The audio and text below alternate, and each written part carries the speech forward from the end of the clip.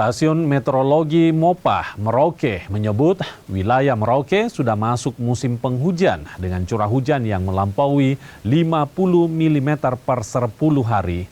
Meski sudah masuk musim penghujan, panas terik yang dirasakan masyarakat sebagai proses alami atmosfer setelah hujan lebat sebelumnya. Curah hujan di Merauke pada periode 10 hingga 20 November mencapai 70 mm dan pada periode 20 hingga 30 November tercatat 51,6 mm.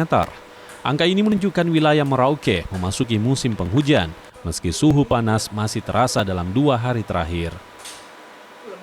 Prakirawan Stasiun Meteorologi Mopah, Patricia Mahubesi bilang kondisi ini merupakan proses alami atmosfer untuk menstabilkan suhu bumi pasca hujan lebat. Secara umum memang kita di Kota Merauke sudah memasuki musim penghujan, di mana kalau musim penghujan itu ditandai dengan curah hujan per dasarian atau per 10 harian itu lebih dari 50 mm. Dan menurut catatan dari Stamet Mopah, memang untuk tanggal 10 sampai 20 dia sudah 70 mm dan tanggal 20 sampai 30 dari 51,6. Tapi memang bumi kita itu pintar ya. Jadi saat dia dingin atau saat hujan dia akan mencoba untuk menstabilkan, sehingga ada kenapa kita merasakan sangat panas dan terik karena memang sebelum-sebelumnya sudah hujan lebat.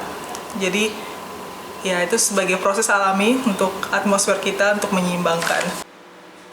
Pantauan BMKG kelembaban udara masih cukup basah dan suhu muka laut berada di angka 31,6 derajat Celcius di wilayah Papua Selatan, hingga potensi hujan dalam beberapa hari ke depan tetap tinggi. Kathleen Romera, Kompas TV Merauke, Papua Selatan.